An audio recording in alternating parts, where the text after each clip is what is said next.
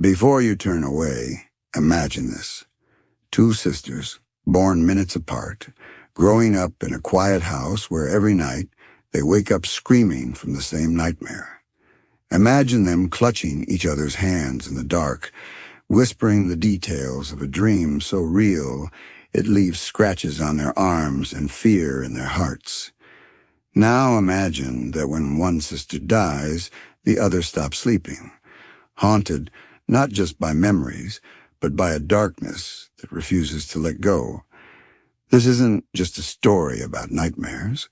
It's about the unbreakable bond between twins, the secrets families keep, and the question that lingers long after the lights go out.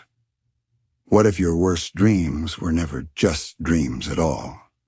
Listen closely, because the truth behind the Blackwell twins is more chilling and more mysterious than anyone ever dared to believe. The Blackwell house sat at the end of Willow Lane, a quiet street in a small New England town where everyone knew each other's names and secrets rarely stayed hidden for long. But the secret that lived inside the Blackwell house was different. It was the kind of secret that crept into your dreams, that made you question what was real and what was just a shadow in the night. Emma and Elise Blackwell were born on a stormy night in October, just minutes apart. From the very beginning, the twins were inseparable. They shared a crib, a room, and a language all their own. Their mother, Helen, used to say they were like two halves of the same soul. Their father, George, would just smile and shake his head, proud and a little bit afraid of how close his daughters were. As toddlers, Emma and Elise finished each other's sentences. They laughed at jokes no one else understood. If one fell and scraped her knee, the other would cry. If one was sick, the other would wake up in the middle of the night, clutching her stomach as if she could feel the pain herself. But as the girls grew older, their connection took on a darker edge.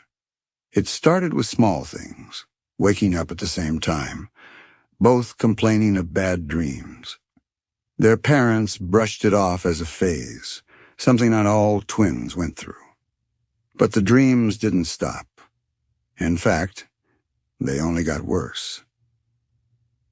By the time the girls were 7, the nightmares had become a nightly ritual. Every night, Emma and Elise would wake up screaming, their faces pale, their bodies shaking. When Helen and George rushed into their room, they would find the girls clinging to each other, whispering about the same nightmare. A dark forest, a shadowy figure, and a voice calling their names. Helen started keeping a journal, writing down everything the girls said about their dreams. The details were always the same: the forest, the figure, the voice. Sometimes the girls would wake up with scratches on their arms or mud on their feet, as if they had been walking in their sleep. The family doctor said it was just a phase, something the girls would outgrow, but Helen wasn't so sure. She started to notice other things, how the girls would sometimes speak in unison, how they would both stop and stare at the same spot in the room, as if they saw something no one else could see. One night, Helen woke to the sound of footsteps in the hallway.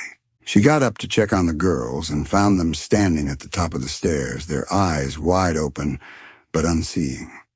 They were both whispering the same phrase over and over. "He's coming. He's coming." Helen led them back to bed, her heart pounding. The next morning, neither girl remembered getting up in the night. As the years passed, the nightmares only grew worse. The girls became withdrawn, afraid to go to sleep, afraid to be apart. Their grades slipped, their friends drifted away, and the Blackwell home became a place of whispered fears and sleepless nights. But the real horror was yet to come. The nightmares began to change. When Emma and Elise turned 10, the nightmares began to change. They still dreamed of the forest and the shadowy figure, but now there were new details: a broken mirror, a cold wind, the sound of someone crying. The girls would wake up with tears on their cheeks, unable to explain why they were so afraid. One night, Emma woke up screaming, her hands clutching her chest. Elise woke up at the exact same moment, gasping for air. When their parents rushed in, both girls described the same dream. They were running through the forest, trying to escape the shadowy figure, when they stumbled and fell. The figure leaned over them, its face hidden in darkness, and whispered, "You can't run forever." Helen wrote it all down in her journal, her hands shaking. She started to wonder if the dreams were more than just nightmares. She wondered if something was trying to reach her daughters, something that lived in the space between sleep and waking. The next morning, Helen found a small shard of glass on Emma's pillow. She asked the girls where it came from, but neither of them knew.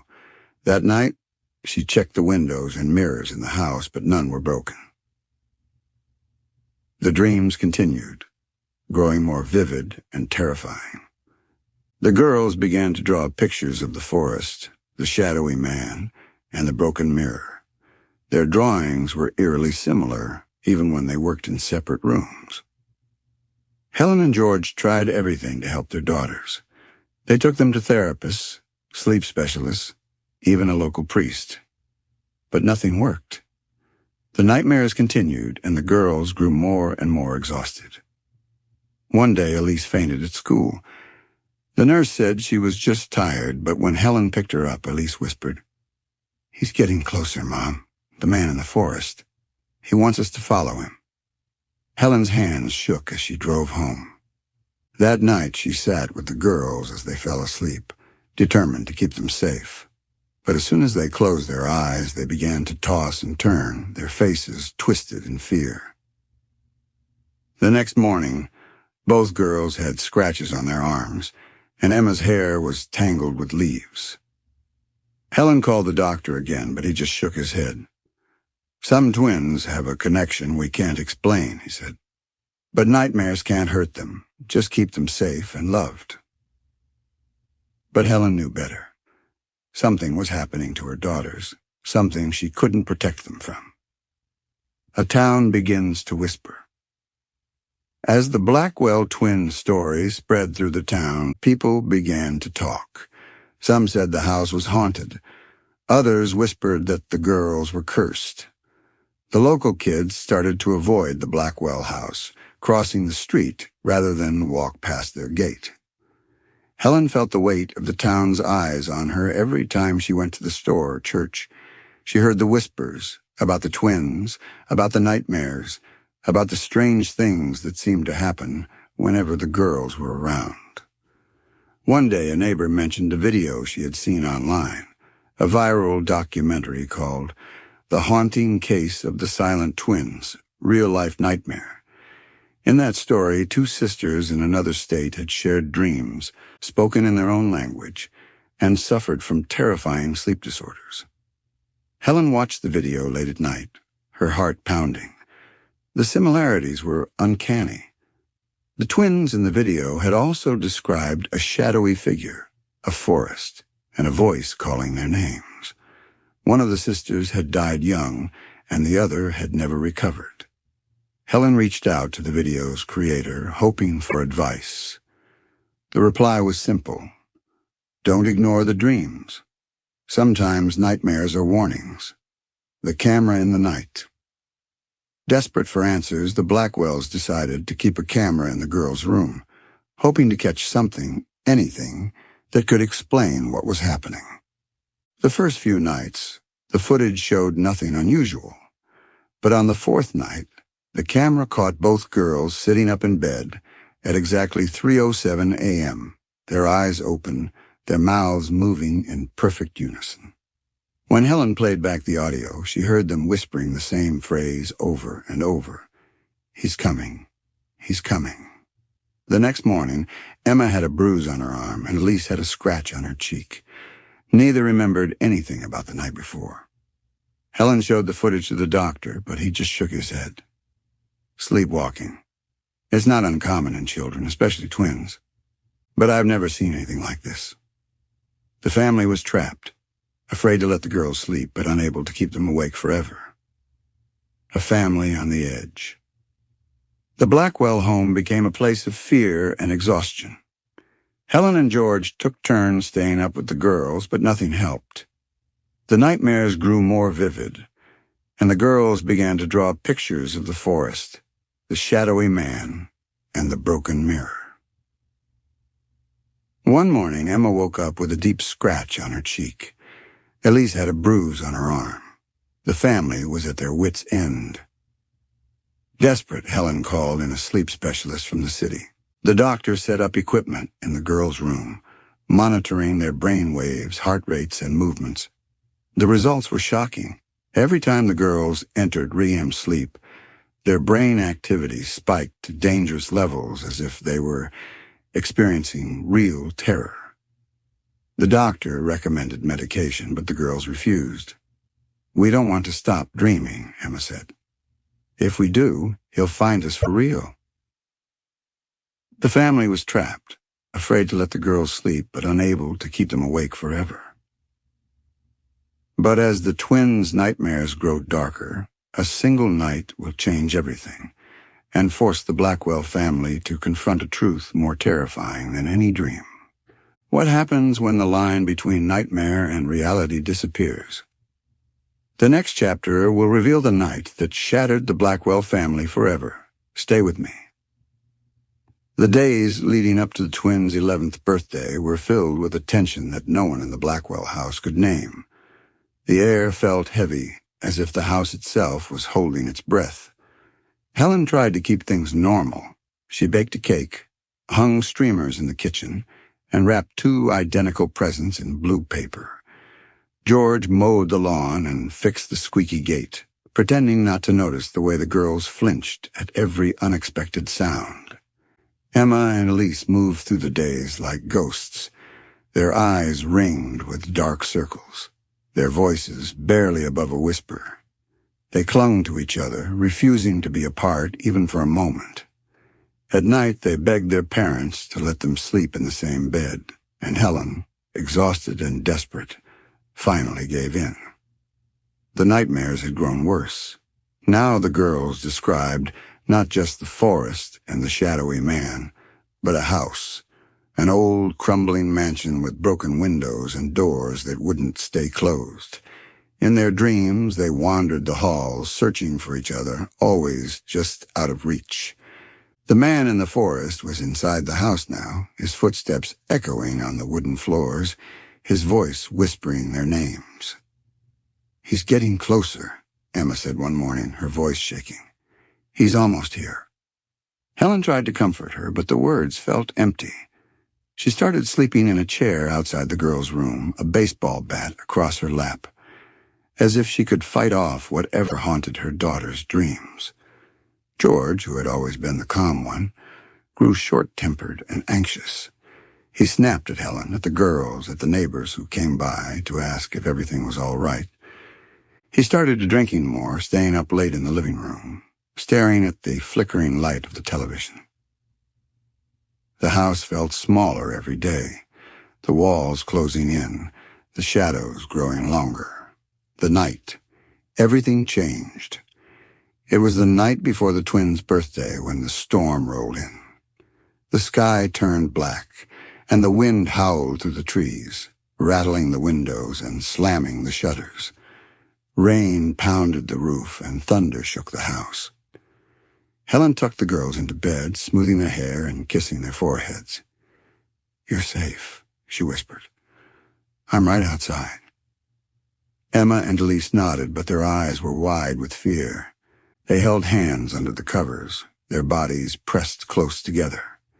Helen sat in her chair, the bat across her knees, listening to the storm and the sound of the girls' breathing. She tried to stay awake, but exhaustion pulled at her, and soon her eyes drifted closed. She woke to the sound of screaming. Helen jumped up, the bat falling to the floor. She rushed into the girls' room and found them both sitting up in bed, their faces twisted in terror, their mouths open in silent screams. The room was freezing cold, the air thick with the smell of earth and rain. The window was open, the curtains blowing in the wind. Helen ran to the bed and pulled the girls into her arms. "It's okay," she whispered. "You're safe. I'm here." But the girls didn't respond. Their eyes were open, but they didn't seem to see her. They clung to each other, shaking, their bodies rigid with fear. George burst into the room, his face pale. "What happened?" Helen shook her head, tears streaming down her face. "I don't know. They won't wake up." The storm raged outside, lightning flashing, thunder shaking the house. The girls' screams faded to whimpers, then to silence. Helen and George sat with them all night, holding their hands, whispering words of comfort. But the girls didn't move, didn't speak, didn't blink. When the sun finally rose, the storm was gone, but the house felt colder than ever. The aftermath. The doctor arrived an hour later, his face grim. He examined the girls, shining a light in their eyes, checking their pulses, listening to their hearts. "They're in some kind of shock," he said. "I've never seen anything like it. It's as if they're trapped in a nightmare they can't wake up from." Helen sobbed, clutching the girl's hands. "Please, you have to help them." The doctor shook his head. "All we can do is wait. Keep them warm, keep talking to them. Sometimes people come back on their own." Days passed. The girls didn't wake up. Helen and George took turns sitting by their beds, reading stories, playing their favorite songs, telling them about the world outside. Neighbors brought food, offered prayers, whispered about curses and ghosts. The town's pastor came by, sprinkling holy water and reciting blessings. But nothing changed. Helen stopped sleeping, afraid to leave the girls alone even for a moment. George stopped going to work, stopped answering the phone, stopped talking to anyone but his family. The house grew silent, the only sounds the ticking of the clock and the soft, steady breathing of the twins. A glimmer of hope. One night, as Helen sat by the window, she saw a light flickering in the woods behind the house. At first she thought it was just her imagination, but the light grew brighter, moving closer to the edge of the trees. She stood up, her heart pounding, and walked outside. The grass was wet with dew, the air cold and sharp. She followed the light to the edge of the woods, her feet sinking into the soft earth. As she reached the trees, the light disappeared. Helen stood in the darkness, listening to the wind in the branches, the distant sound of an owl. She was about to turn back when she heard a voice, a child's voice, soft and familiar. "Mommy." Helen spun around, searching for the source of the voice. "Emma? Elise?" But there was no one there. She ran back to the house, her heart racing. When she reached the girls' room, she found them both sitting up in bed, their eyes wide and clear. "Mommy," Emma whispered. "We saw you in the forest." Helen rushed to their sides, hugging them tight. "You're awake. You're safe." The girls clung to her, their bodies shaking. "He's gone," Elise whispered. "The man in the forest. He can't hurt us anymore." Helen wept with relief, holding her daughters close. The truth comes out. Over the next few days, the girls slowly returned to normal. They ate, they talked, they played. But something had changed. They were quieter, more serious, their eyes older than their years. Helen asked them about the night of the storm, about the dreams, about the man in the forest. Emma and Elise looked at each other, then at their mother. "We were in the house," Emma said. "The old house from our dreams. The man was there. He tried to make us follow him, but we held hands and said no. We told him we wanted to go home." Elise nodded. "He got angry. He tried to pull us apart, but we held on. Then we saw a light outside the window. It was you, Mommy. You called our names and the man disappeared." Helen hugged them, tears streaming down her face. "You're safe now. He can't hurt you anymore." But the girls shook their heads. "He's still out there," Emma whispered. He's just waiting. A family changed forever. The Blackwell family tried to move on. Helen and George went back to work. The girls returned to school, and the house slowly filled with laughter and light again. But the nightmares never completely disappeared. Sometimes Emma and Elise would wake up in the middle of the night, clutching each other, their eyes wide with fear. Helen kept the journal, writing down every dream, every detail, every fear. She read books about twins, about dreams, about the mysteries of the mind. She found stories of other twins who had shared dreams, who had suffered from night terrors, who had seen things no one else could see. She found a video online, a viral documentary called The Haunting Case of the Silent Twins' Real-Life Nightmare. The story was eerily similar to her own daughters. Two sisters, shared dreams, a darkness that wouldn't let go. Helen reached out to the video's creator, hoping for answers. The reply was simple. Sometimes the only way out is through. The nightmares return. Months passed. The girls grew stronger, their laughter returning, their eyes brighter. But as their 12th birthday approached, the nightmares returned. This time the dreams were different.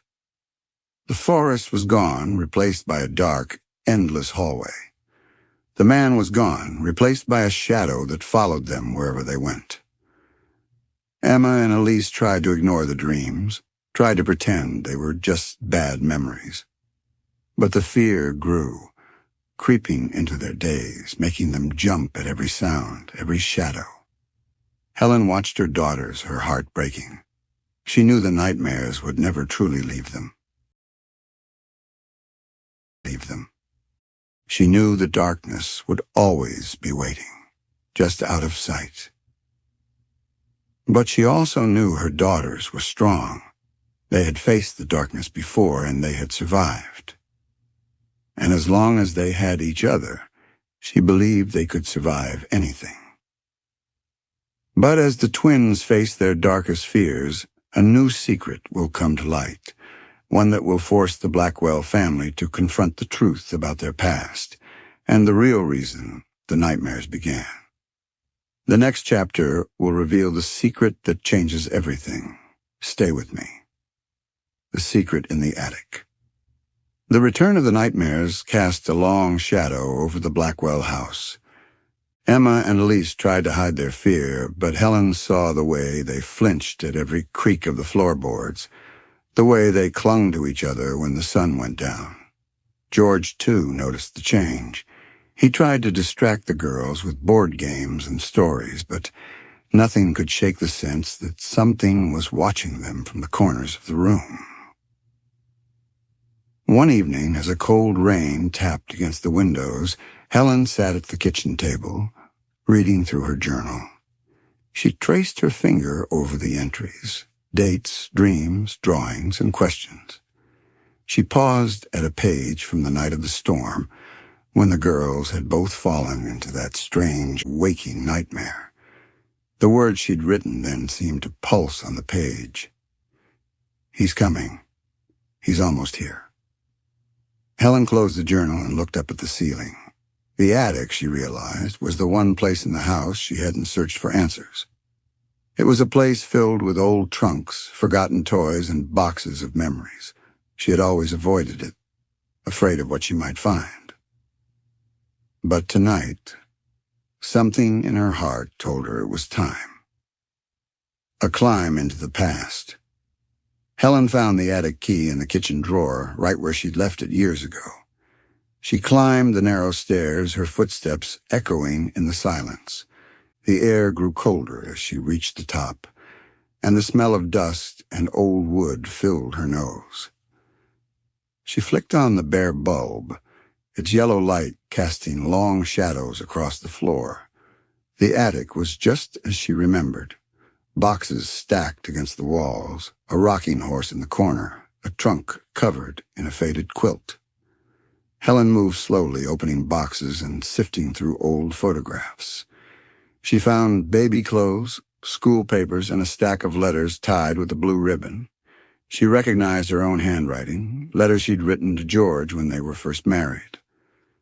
But it was the old trunk in the far corner that caught her eye. It was larger than the others, its leather cracked and its brass lock tarnished with age. Helen knelt beside it, her hands trembling as she turned the key. Inside, she found a collection of things she didn't recognize, an old doll with glass eyes, a silver locket, a bundle of yellowed papers. She lifted the papers out and unfolded them, her heart pounding. They were letters, written in a neat, looping script. The first was addressed to "My dearest Helen." Helen's breath caught in her throat. The letter was from her mother, written years before Helen was born. A family's hidden history. Helen sat on the attic floor reading the letters by the dim light. They told a story she had never heard, a story of twins, of dreams, of a darkness that had haunted her family for generations. Her mother wrote of her own nightmares as a child, dreams of a forest and a shadowy man. She wrote of her twin sister, Eleanor, who had died young, and of the guilt she carried for surviving when her sister did not. "I see her in my dreams," the letter read. "She calls to me from the woods, her voice so sad. I wake up crying, and I wonder if she blames me for leaving her behind." Helen's hands shook as she read. She realized with a chill that the nightmares had not started with Emma and Elise. They had been passed down from mother to daughter, from twin to twin. She read on, finding more letters, some from her grandmother, some from her great-aunt. All told the same story, dreams of a forest, a shadowy figure, a voice calling their names. Helen felt a wave of sorrow and fear. She wondered if the nightmares would ever end, or if her daughters were doomed to suffer the same fate as the women who came before them. The twins discovered the truth. Helen called Emma and Elise to the attic, her voice gentle but urgent. The girls climbed the stairs, their eyes wide with curiosity and fear. She showed them the letters, reading aloud the words of their ancestors. The girls listened in silence, their faces pale. "It's not just us," Emma whispered. "It's always been this way." Elise nodded, tears in her eyes. "What does it mean, Mom? Are we cursed?" Helen hugged them both, her heart breaking. "I don't know, sweetheart, but I promise we'll figure it out together." The girls spent the rest of the evening in the attic, reading the letters, looking at the old photographs, and talking about the women who had come before them. For the first time, they felt a sense of connection, not just to each other, but to a long line of sisters who had faced the same darkness. A new kind of nightmare. That night, the girls slept in the attic, curled up together on an old quilt. Helen stayed with them, holding their hands as they drifted off. The dreams came as they always did, but this time they were different. Emma found herself in the forest, but the trees were thinner, the shadows less menacing. She saw Elise ahead of her, walking toward a clearing. The shadowy man was there, but he seemed smaller, less powerful. Elise turned to Emma, her eyes bright. "We're not alone," she said. "We have each other. We have Mom. We have all the women who came before us." The shadowy man reached for them, but the girls held hands and stood their ground. They spoke the names of their ancestors, one by one, and with each name, the man grew weaker. Finally he vanished, leaving only the sound of the wind in the trees. The girls woke up at the same time, their hearts pounding. But instead of fear, they felt a sense of peace. The power of names. Helen wrote everything down in her journal, her hands steady for the first time in weeks. She realized that the nightmares had always been about more than fear. They were about memory, about family, about the power of names. She decided to hold a ceremony, inviting the women of her family, her mother, her aunts, her cousins, to the house. Together they would speak the names of the women who had suffered, who had dreamed, who had survived. The ceremony was simple. They gathered in the attic surrounded by the letters and photographs, and took turns reading the names aloud. With each name, the room seemed to grow lighter, the air warmer. Emma and Elise felt the change, too. They stood together, holding hands, and spoke their own names, loud and clear. "We are Emma and Elise Blackwell," they said.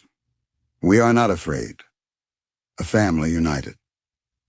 After the ceremony, the nightmares grew less frequent. When they did come, the girls faced them together, armed with the knowledge that they were not alone.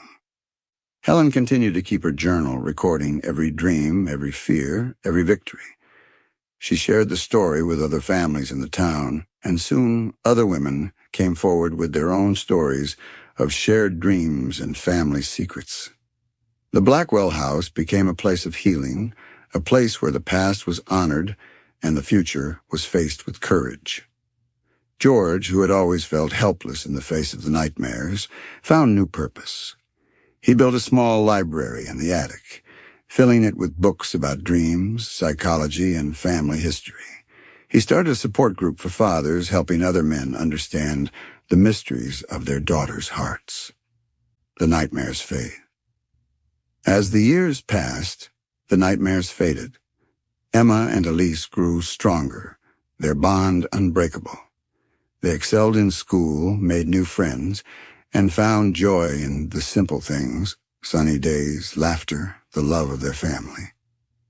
But they never forgot the lessons of the attic.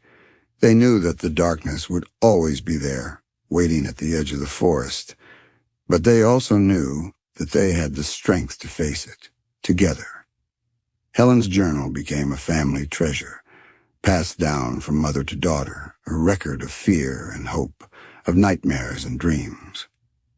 And in the quiet moments, when the wind rustled the leaves outside the attic window, the Blackwell twins would smile at each other, knowing that they had broken the cycle at last. But as the Blackwell family finds peace, a new threat emerges, one that will test the strength of their bond and force them to confront the darkness one final time. What happens when the past refuses to stay buried?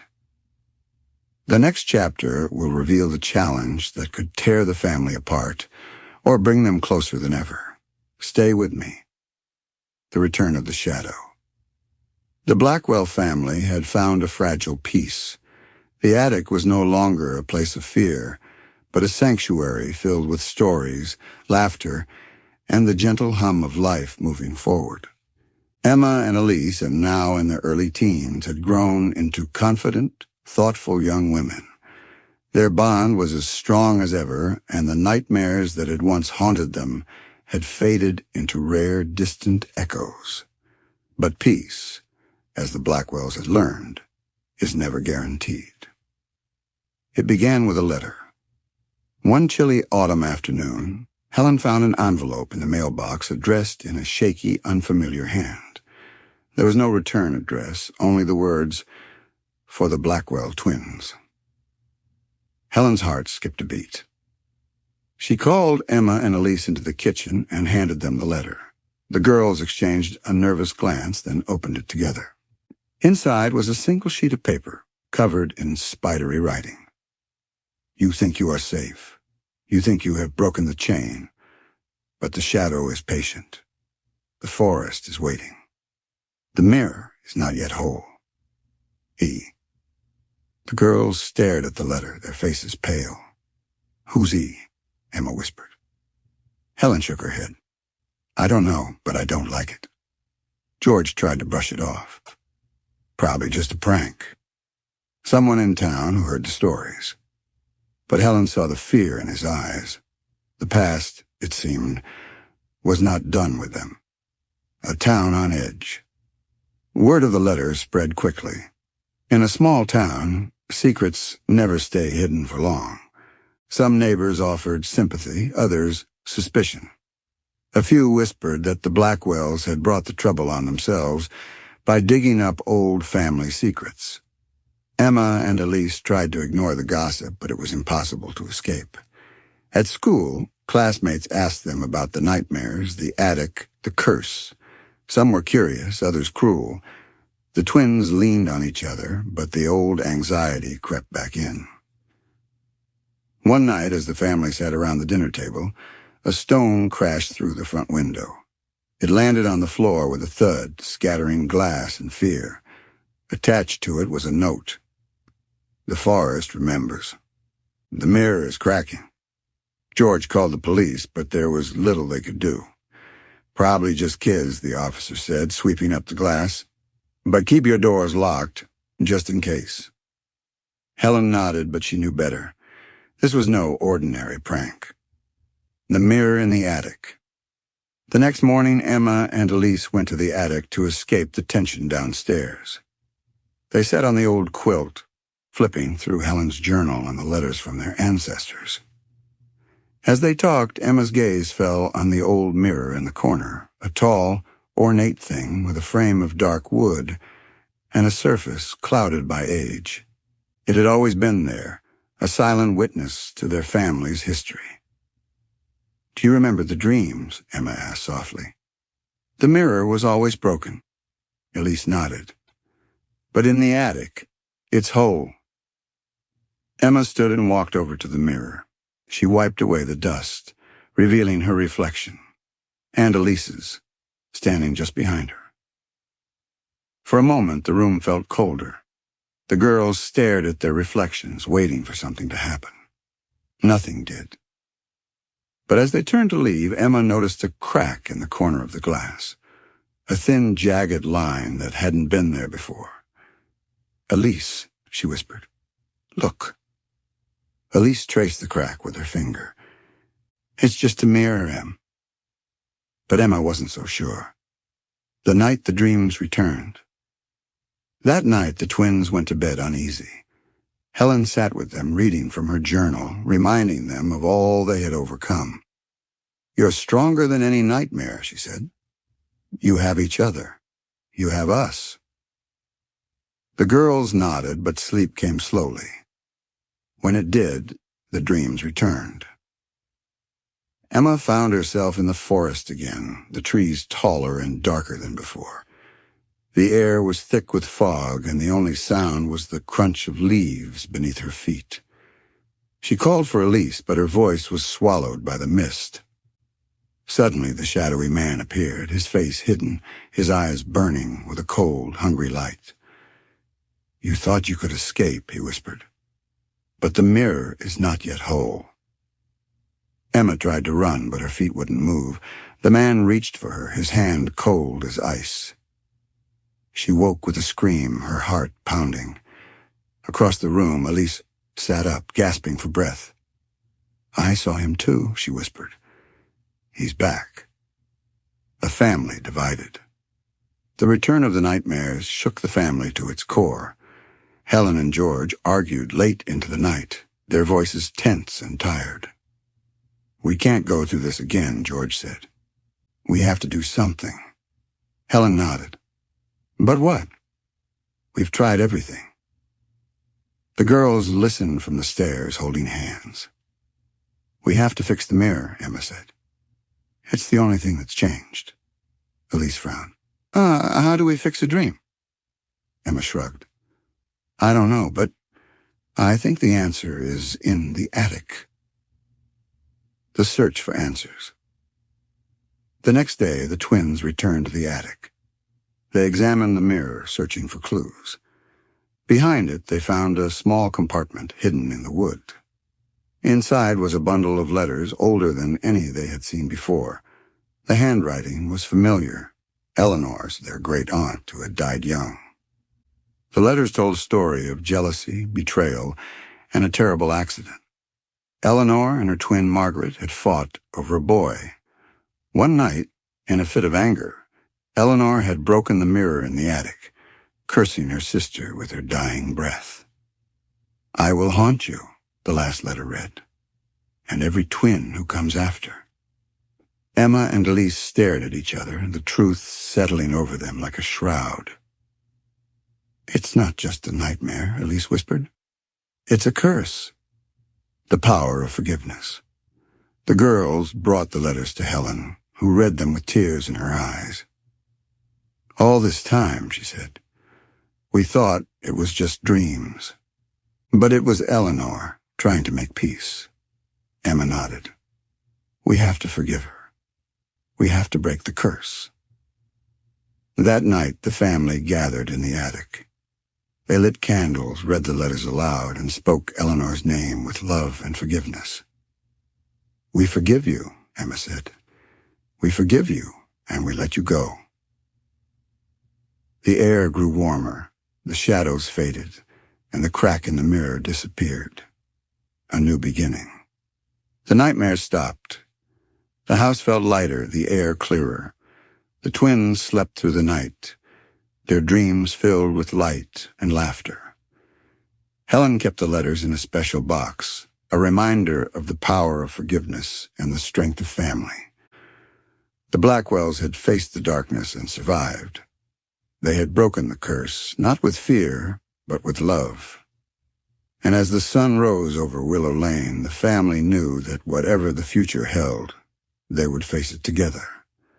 But as the Blackwells find peace, a final test awaits, one that will force them to choose between holding on and letting go. What happens when the past calls one last time? The next chapter will reveal the ultimate choice that will define the Blackwell twins' legacy. Stay with me. The last call from the past. The days after the attic ceremony were some of the most peaceful the Blackwell family had ever known. The nightmares that had haunted Emma and Elise for years seemed to have finally faded. The girls slept soundly, waking with smiles instead of screams. Helen and George found themselves laughing more, lingering over breakfast, and making plans for the future. The house on Willow Lane, once heavy with secrets, now felt like a true home. But peace, as the Blackwells had learned, is never simple. Sometimes the past doesn't let go so easily. It started with a phone call. A voice in the night. It was a Friday evening, and the family was gathered in the living room. Emma and Elise were sprawled on the rug, playing a board game. Helen was reading, and George was dozing in his chair. The phone rang, its shrill sound cutting through the quiet. Helen answered, expecting a neighbor or a telemarketer, but the line was full of static, and for a moment, she thought it was just a wrong number. Then she heard a voice, a girl's voice, soft and distant. Emma.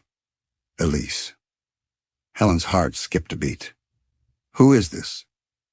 Her voice crackled, barely audible. "Don't forget me. Don't leave me behind." Helen's hands shook. "Who are you?" But the line went dead. She stood in the hallway, the receiver pressed to her ear, her mind racing. Was it a prank? A crossed line or something else? She didn't tell the girls about the call. Not yet. The return of doubt. That night, Helen lay awake, listening to the wind in the trees. She thought about the ceremony in the attic, the letters, the forgiveness they had offered to Eleanor. She wanted to believe the curse was broken, that the family was finally free. But the voice on the phone haunted her. The next morning, she found Emma and Elise in the kitchen, whispering over their cereal. "I had a weird dream last night," Emma said. "I heard someone calling my name." "Me too," Elise replied. It sounded like a little girl. Helen's heart pounded. She sat down with the girls and told them about the phone call. Emma and Elise listened, their eyes wide. "Do you think it was Eleanor?" Emma asked. Helen shook her head. "I don't know, but I think we need to find out." A message from the mirror. The family decided to spend the day together, hoping to shake off the unease. They went to the park, had a picnic, and tried to enjoy the sunshine. But the girls were quiet, their laughter forced. That evening, as the sun set, Emma wandered up to the attic. She stood in front of the old mirror, staring at her reflection. For a moment, she thought she saw someone standing behind her, a little girl with dark hair and sad eyes. Emma turned, but the attic was empty. She reached out and touched the mirror. The glass was cold, but her own reflection seemed to shimmer. Suddenly, words appeared on the surface, written in fog. "Don't forget me." Emma gasped and ran downstairs. The search for the forgotten. Emma told her family what she had seen. Helen and George exchanged worried glances, but Elise nodded, her face serious. "I think she's trying to tell us something," Elise said. "Maybe there's someone we missed, someone who still needs our help." Helen pulled out her journal and the old family letters. Together they pored over the names, the stories, the drawings. They looked for patterns, for clues, for anything that might explain the messages. As they read, they found a name that appeared only once in a letter from Eleanor. Lydia. "Who's Lydia?" Emma asked. Helen shook her head. "I don't know. I've never heard that name before." George went up to the attic and searched through the boxes. In an old photo album, he found a faded picture of two little girls, Eleanor and another child, her face half hidden by shadows. On the back, someone had written, "Eleanor and Lydia, 1912. A forgotten sister." The family realized, with a chill, that Lydia was Eleanor's twin, a sister lost to history, never mentioned in the family stories. Helen called her mother, hoping for answers. Her mother's voice was quiet. Lydia was Eleanor's twin. She died when they were very young. It was a terrible time. No one liked to talk about it. Helen pressed for details, but her mother grew evasive. "Some things are better left in the past," she said. But Helen knew better. The past never stays buried. The final dream. That night, Emma and Elise slept in the attic, determined to face whatever was haunting their family. They dreamed of the forest again, but this time they saw two little girls, Eleanor and Lydia, standing hand in hand at the edge of the trees. The shadowy man was gone. The forest was quiet. Eleanor turned to the twins and smiled. "Thank you for remembering me." Lydia stepped forward, her eyes full of hope. "I was so lonely. But now I'm not alone anymore." Emma and Elise reached out and took the girls' hands. Together they walked out of the forest into the light. A family healed. The next morning the twins woke up feeling lighter than they had in years. The house felt brighter, the air warmer. Helen found them in the kitchen, laughing over breakfast. "I think it's over," Emma said. "I think we helped her find peace." Elise nodded. "We're all together now. No one's forgotten." Helen hugged her daughters, tears in her eyes. The family held a small ceremony in the attic, lighting a candle for Lydia and placing her picture next to Eleanor's. They spoke her name, told her story, and promised never to forget. The power of memory. The Blackwells learned that healing isn't just about facing your own fears.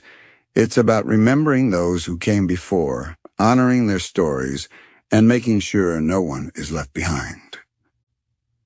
The nightmares never returned. The house on Willow Lane became a place of laughter, love, and light. Emma and Elise grew up carrying the lessons of their childhood with them. They knew that the past could be painful, but it could also be a source of strength. And every year, on the anniversary of the attic ceremony, the family gathered to remember Eleanor and Lydia, to tell their story, and to celebrate the power of love and memory. But as the Blackwells move forward, a new chapter begins, one that will test the strength of their bond and the lessons they've learned. What happens when the next generation faces their own shadows? The next chapter will reveal how the legacy of the Blackwell twins shapes the future. Stay with me. The next generation. Years passed, and the house on Willow Lane changed with the seasons. The attic, once a place of secrets and sorrow, became a family library filled with journals, photographs, and the letters of generations. The mirror, once cracked and haunted, now reflected only the faces of a family that had learned to face its fears together. Emma and Elise grew into young women, their bond as strong as ever. They went to college, traveled the world, and returned home with stories of their own. The nightmares that had once ruled their lives faded into memory, replaced by dreams of hope and possibility. Helen and George watched their daughters with pride, grateful for every ordinary day. The family celebrated birthdays, holidays, and anniversaries with laughter and love, always remembering the lessons of the past. But as the twins entered adulthood, a new chapter began, one that would test the strength of their bond and the legacy they had inherited. Emma's daughter. Emma was the first to marry. Her husband, Daniel, was kind and gentle, with a quiet strength that reminded Helen of George in their younger days. They moved into a small house not far from Willow Lane, and soon after, Emma gave birth to a daughter, Sophie. From the moment Sophie was born, Emma felt a familiar connection, a sense that her daughter was more than just a child, but a part of her soul. Sophie had Emma's dark hair and Elise's bright eyes, and as she grew, it became clear that she was special. Sophie was a happy child, curious and fearless. She loved to explore the attic, to listen to the stories of her mother and aunt, to draw pictures of the family tree. But as she approached her 7th birthday, Emma began to notice changes. Sophie started waking up in the middle of the night, her face pale, her eyes wide with fear. "Mommy, I had a bad dream," she whispered. There was a girl in the attic. She was crying. Emma's heart skipped a beat. She hugged Sophie close, whispering words of comfort. But the dreams continued. Elise's son. Elise, too, started a family. Her son, Max, was born a year after Sophie. He was quiet and thoughtful, with a gentle spirit and a love of books. Max and Sophie became fast friends, spending hours together in the attic, reading old letters and playing games. But as Max grew older, he began to have nightmares of his own. "I saw a girl in the mirror," he told Elise one morning. "She was sad. She wanted me to help her." Elise felt a chill. She remembered her own childhood, the dreams, the fear, the sense that something was always just out of sight. She talked to Emma, and together they decided to tell their children the truth. Telling the story. One rainy afternoon, Emma and Elise gathered Sophie and Max in the attic. They sat on the old quilt, surrounded by the journals and photographs of their ancestors. "We want to tell you a story," Emma began. "It's a story about our family, about the things we've faced and the things we've overcome." They told the children about the nightmares, the mirror, the letters, and the ceremony that had brought peace to the family. They spoke of Eleanor and Lydia, of the power of memory and forgiveness, of the importance of facing your fears together. Sophie and Max listened in silence, their eyes wide. "Are we cursed?" Sophie asked. Elise shook her head. "No, sweetheart. We're not cursed. We're connected. We have a family that loves us, and that's stronger than any nightmare."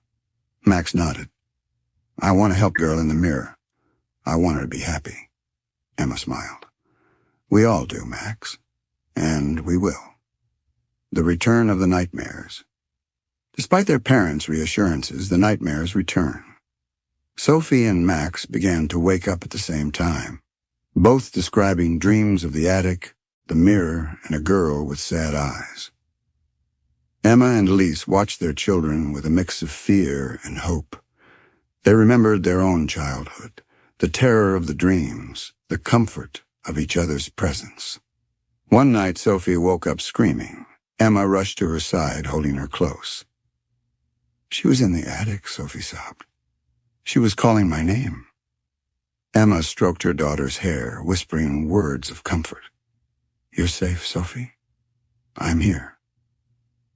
But as she held her daughter, Emma felt a familiar fear, a sense that the past was reaching out, trying to pull them back into the darkness.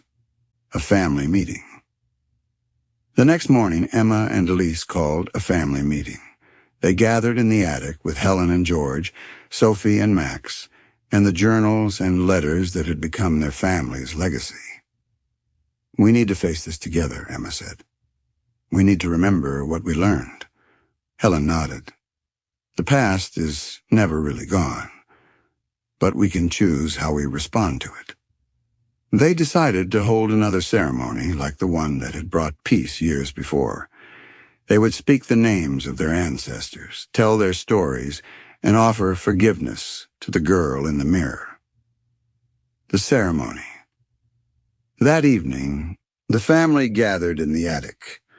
They lit candles, read from the journals, and spoke the names of Eleanor, Lydia, and all the women who had come before. Sophie and Max stood together holding hands. "We forgive you," Sophie said, her voice trembling. "You don't have to be sad anymore." Max nodded. "You can rest now." The air in the attic grew warmer, the shadows softer. The mirror, once clouded and cracked, reflected only the faces of the family, bathed in candlelight. For the first time, Sophie and Max slept through the night, their dreams peaceful and bright. A new legacy.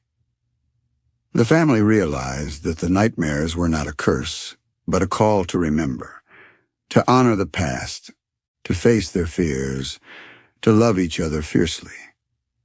Emma and Elise continued to tell their story, sharing it with friends, neighbors, and anyone who needed to hear it. The attic became a place of healing, a sanctuary for those who carried the weight of memory.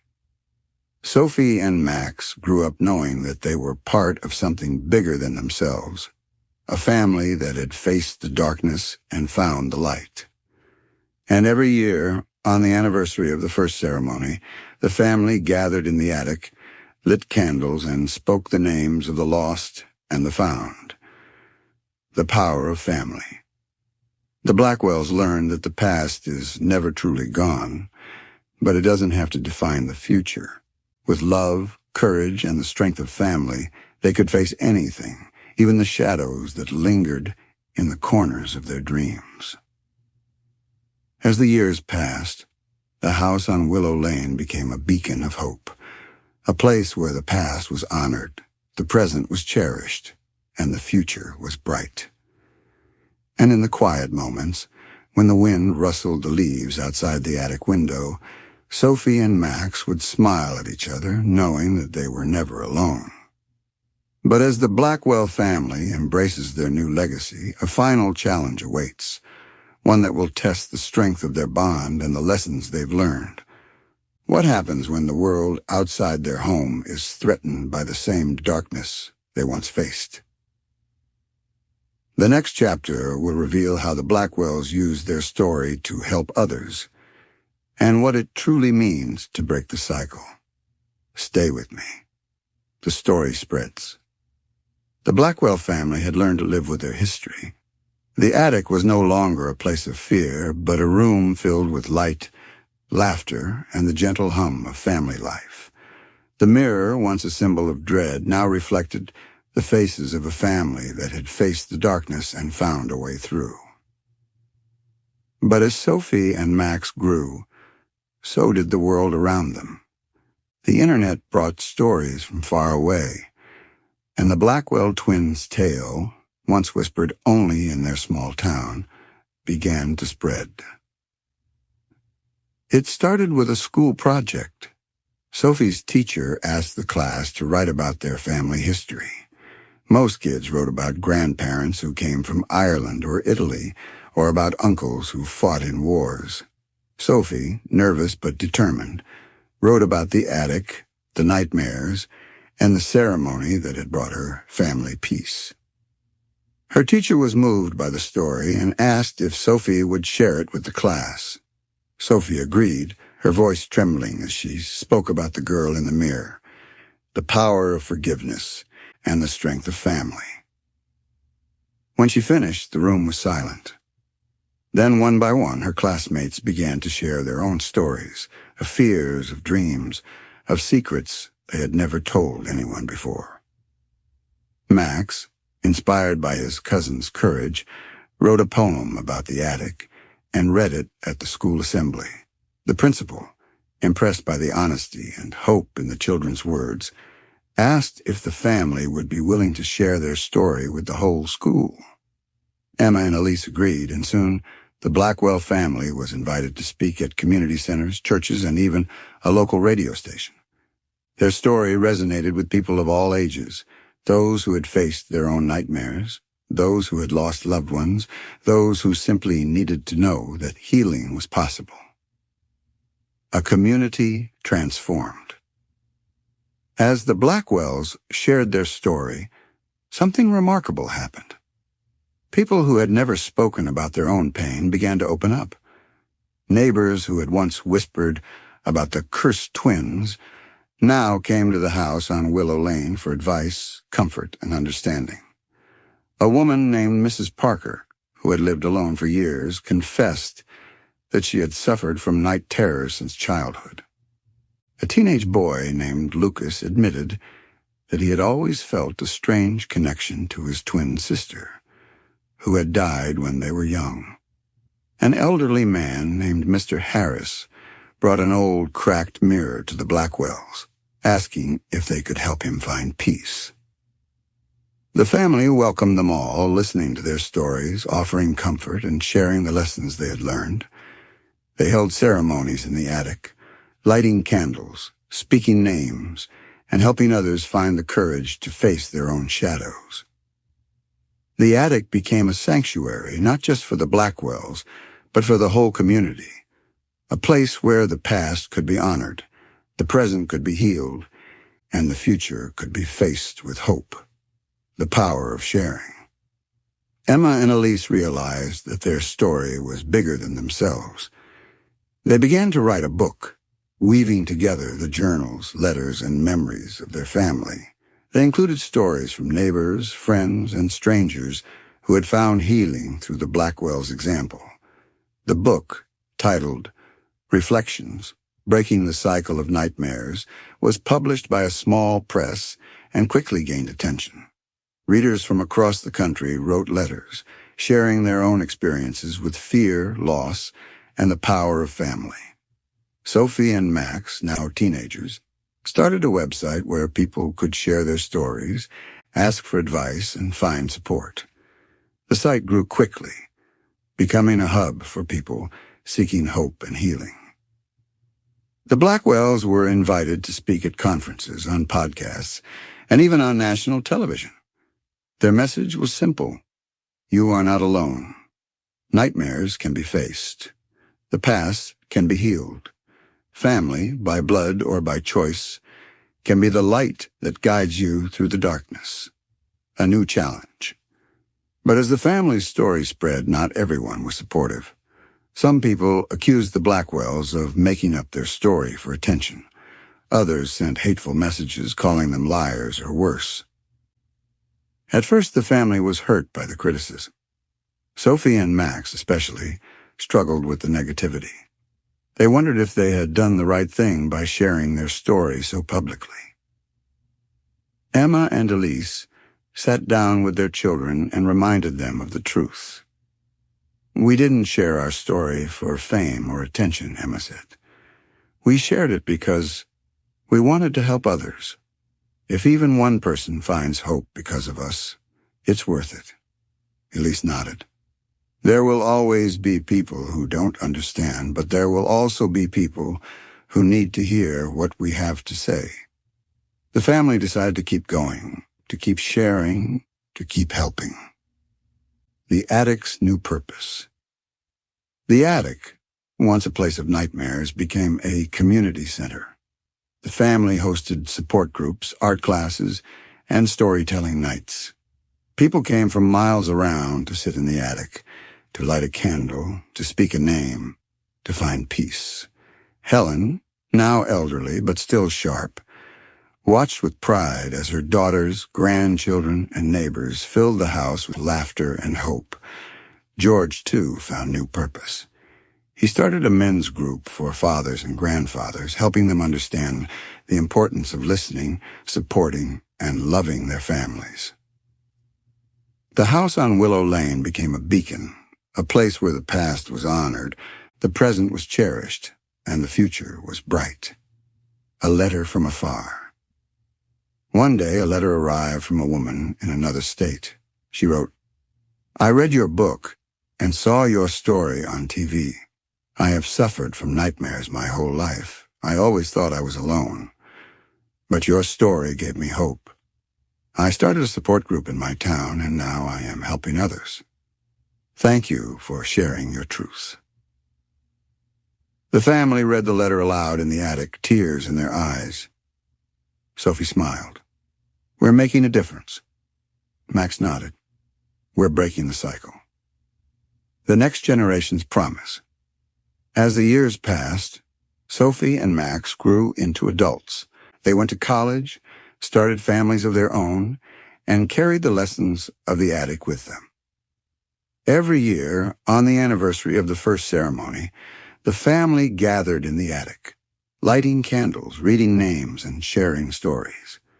Sophie's daughter, Lily, and Max's son, Ben, became fast friends, exploring the attic, reading the old journals, and asking questions about the family's history.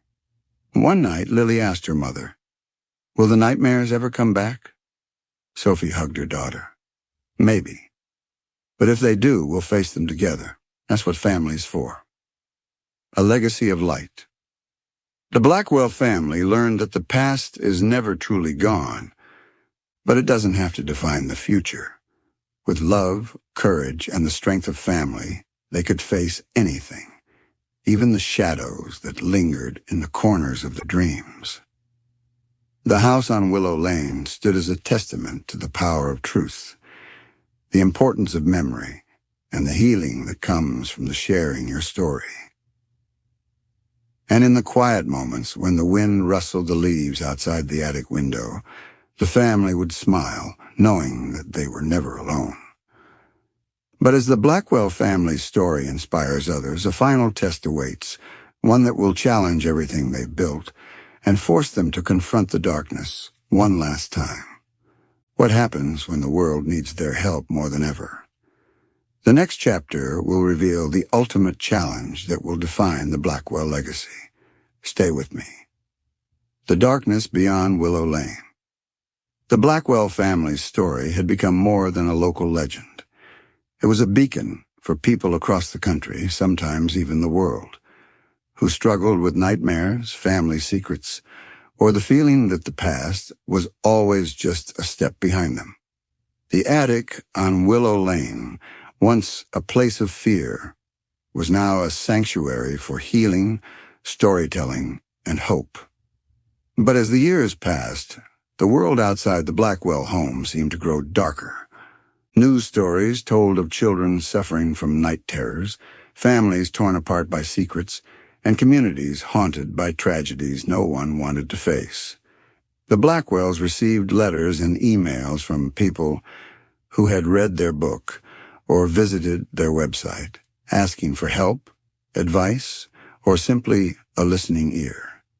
Sophie and Max, now adults, found themselves at the center of a growing movement.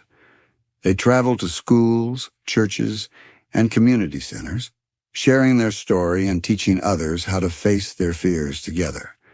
They trained counselors, started support groups, and helped families hold their own ceremonies of remembrance and forgiveness. But the more they helped others, the more they realized that the darkness they had faced as children was not unique. It was everywhere, sometimes hidden, sometimes obvious, but always waiting for someone brave enough to shine a light. A cry for help. One winter evening, as snow fell softly outside the attic window, Sophie received an email from a woman named Maria in a distant city. The message was short but desperate. "My daughter, Anna, is having nightmares. She wakes up screaming every night. saying there's a girl in the mirror. We've tried everything, doctors, priests, even moving to a new house. Nothing helps. I read your story online. Please, can you help us? Sophie's heart ached as she read the words. She remembered her own childhood, the fear, the exhaustion, the feeling that no one could understand. She replied immediately, offering comfort and promising to call the next day. When she spoke to Maria, she heard the same pain and worry in the woman's voice that she had once heard in her own mother's. Anna, just 7 years old, was afraid to sleep, afraid to be alone, afraid of the girl in the mirror who whispered her name. Sophie shared the Blackwell family story, explaining how they had faced their nightmares together, how they had learned to honor the past and forgive the lost. She suggested that Maria and Anna hold a small ceremony, lighting a candle, speaking the names of their ancestors, and telling the girl in the mirror that she was forgiven and loved. Maria agreed, her voice trembling with hope. A family's journey. Sophie and Max decided to visit Maria and Anna, bringing with them a copy of their book, a journal for Anna, and a small hand-carved mirror from the attic. When they arrived, they found a family on the edge, Maria exhausted, Anna pale and silent, the house filled with tension and fear.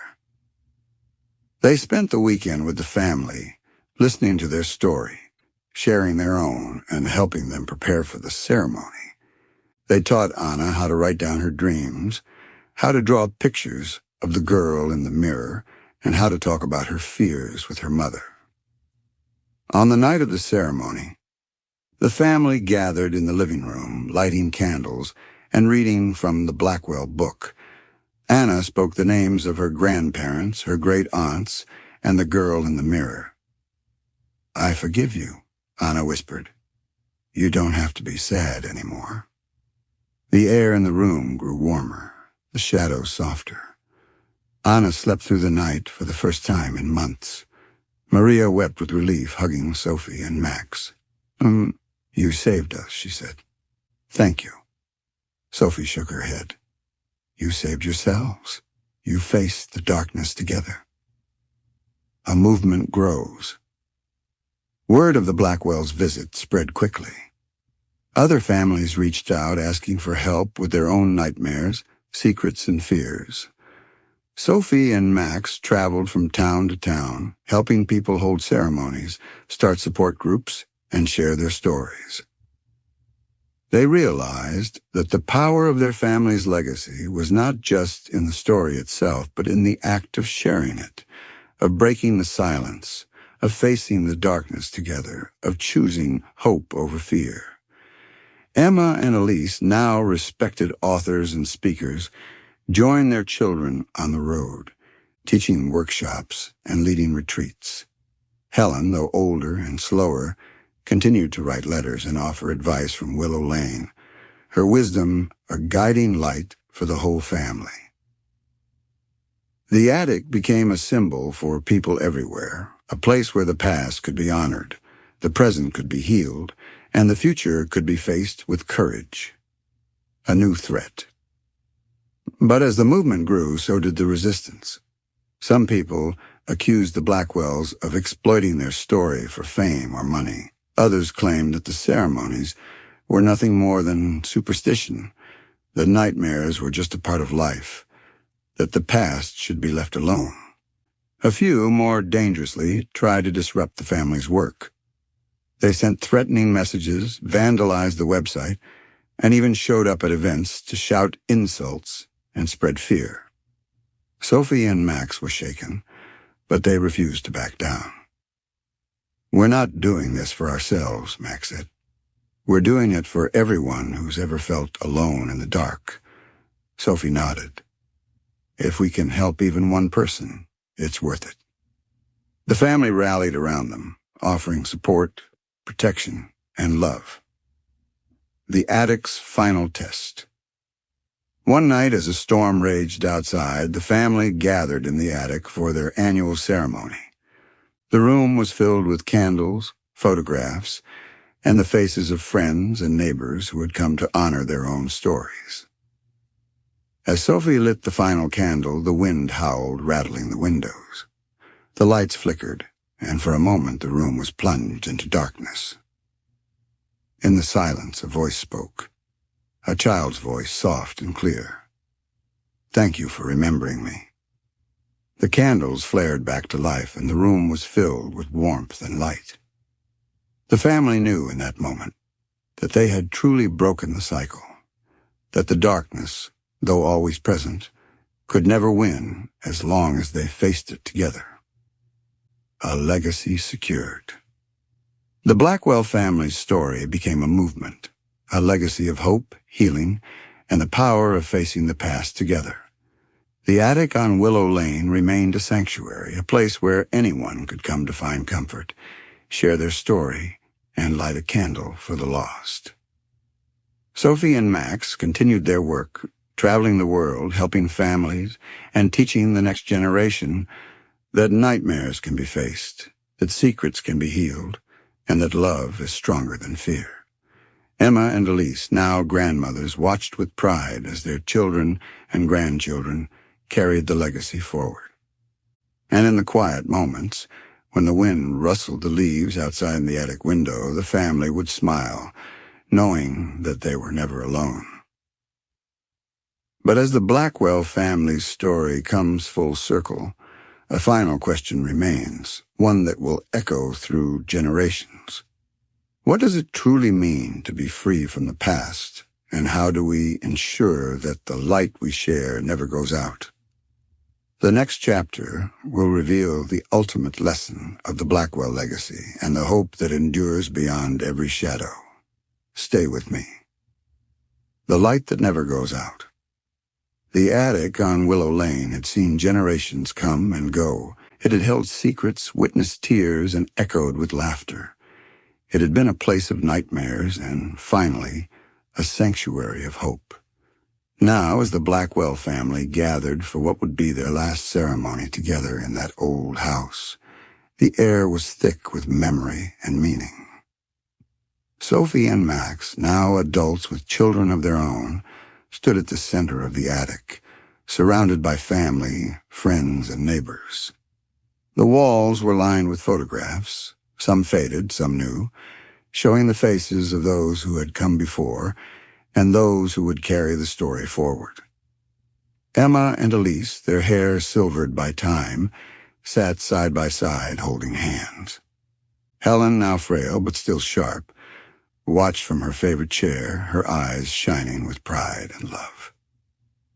The family had decided that this year's ceremony would be different. Instead of focusing on the past, they would look to the future. They would celebrate not just the healing they had found, but the light they had shared with the world. A new generation's promise. Lily and Ben, Sophie and Max's children, stood before the group, each holding a candle. They spoke in clear, strong voices, telling the story of the Blackwell twins, the nightmares, the mirror, the attic, and the power of family. "We learned that the past can be scary," Lily said, her eyes bright. "But we also learned that we don't have to be afraid. We can talk about our fears. We can help each other." Ben nodded. "We can forgive. We can remember.